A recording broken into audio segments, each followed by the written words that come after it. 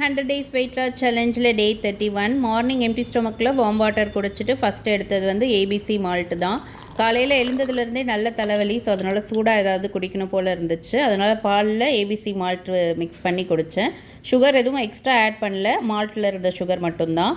அதுக்கப்புறம் ஒரு கைப்பிடி வேக வச்ச வேர்க்கடலை, அது கூட வந்துட்டு ஃப்ரூட்ஸ் தான் வந்து எடுத்துக்கிட்டேன். வெயிட் லாஸில் பால் எடுக்கலாமான்னு கேட்பீங்க.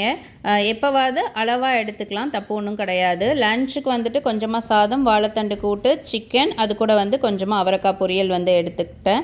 டின்னருக்கு 6:30க்கு பேலன்ஸ் இருந்த சிக்கனோட கொஞ்சமாக ஸ்வீட் கார்ன் வேக வச்சு சாப்பிட்டேன். டே 32 அன்னைக்கு என்னுடைய வெயிட் வந்து 80.6 kgs இருந்தேன். மார்னிங் எம்டி ஸ்டொமக்கில் வார்ம் வாட்டர் குடிச்சிட்டு பிரேக்ஃபாஸ்ட் வந்து ஸ்கிப் பண்ணிட்டேன். அதுக்கு பதில் ஜூஸ் மட்டும் குடிச்சிருந்தேன், கொஞ்சம் வெளியில் ஒர்க் இருந்தது.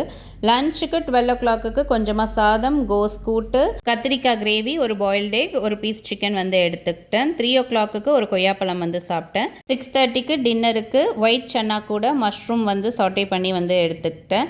இன்றைக்கி டே சூப்பராக ஃபினிஷ் பண்ணியாச்சு. நாளைக்கு பார்க்கலாம்.